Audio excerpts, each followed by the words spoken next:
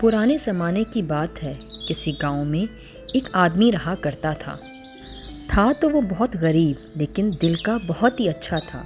अपने इर्द गिर्द के लोगों की मदद करना अपना फ़र्ज़ समझता था, लेकिन बेचारे के पास हमेशा पैसे की तंगी रहती थी।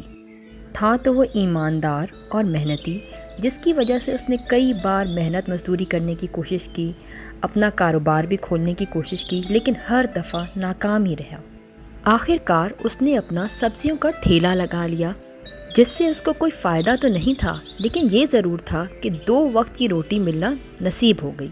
वो सुबह सुबह उठता और अपनी खेतों से सब्जियां तोड़ने के बाद पूरा दिन उन सब्जियों को बेचता रहता।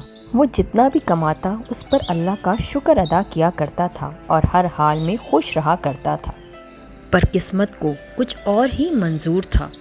उस साल बारिश बहुत कम हुई, जिसकी वजह से उसका कारोबार बहुत बुरी तरह से मुतासिर हुआ।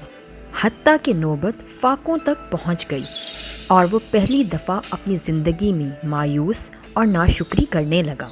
आखिरकार अपने हालात से तंग आकर उसने अपने सब्जियों के ठेले को भी खैर आबाद कह दिया। वो सारा दिन फारिग बैठा रहता और अपनी किस्मत को रोता रहता था। एक दिन वो दरख्त के नीचे बैठा अपनी बदकिस्मती पे रो रहा था कि उसे अपने अकब से आवाज़ आई। जब उसने पीछे मुड़ के देखा तो वहाँ पे एक बुज़ुर्ग खड़ा था। उस बुज़ुर्ग ने इस नौजवान से उसकी परेशानी की वजह पूछी। उस नौजवान ने अपना सारा किस्सा सुना डाला।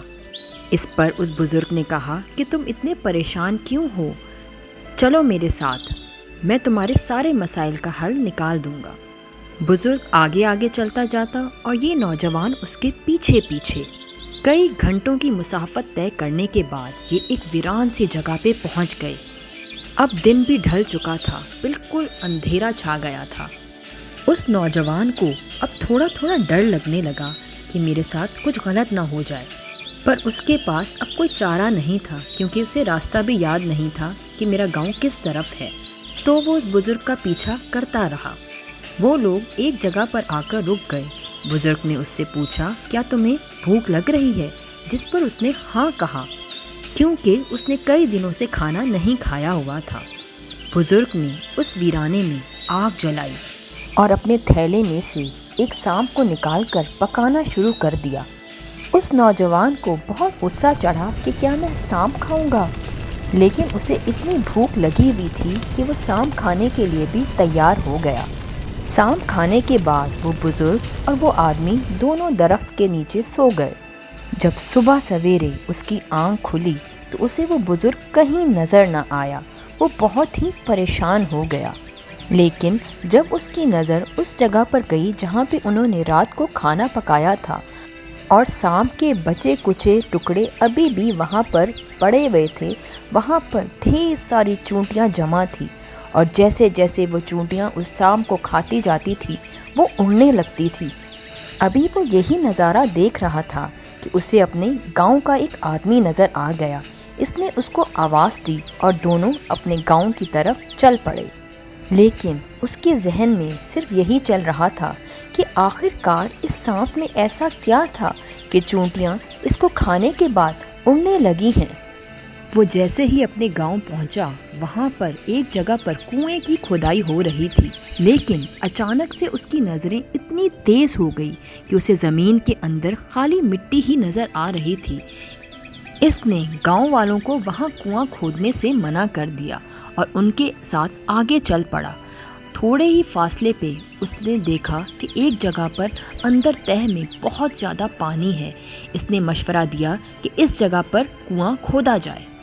जब गांव वालों ने वहां पर कुआं खोदा तो वहां से पानी निकल आया, जिसकी वजह से वो रातों रात अपने पूरे गांव में मशहूर हो गया। जब भी कहीं पे कुआं खुदवाना होता तो इसको बुला लिया जाता और ये इसका कुछ मुआवजा भी ले लिया करता था, जिसकी वजह से इसकी माली हालत बहुत बेहतर हो चुकी थी।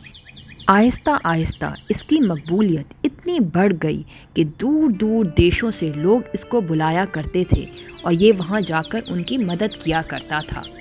अक्सर लोग इससे पूछा करते कि ये सलाहियत तुम्हारे पास आई कैसे, जिसके जवाब में वो हंस दिया करता था और अल्लाह का शुक्र अदा किया करता था। وہ اچھی طرح سے جان گیا تھا کہ اس بزرگ کو اللہ تعالیٰ نے اس کی مدد کے لیے بھیجا تھا، اور اس سانپ میں کوئی ایسا جادو تھا جس نے اس کی نظروں کو تیز کر دیا تھا۔ اس لیے یہ ضروری ہے کہ ہمیں کبھی بھی نا امید نہیں ہونا چاہیے۔ آئی ہوپ آپ کو میری یہ ویڈیو پسند آئی ہوگی۔ اب آپ سے نیکسٹ ویڈیو میں نیکسٹ ٹاپک کے ساتھ ملاقات ہوگی۔ تب تک اللہ حافظ، اپنا خیال رکھیے گا۔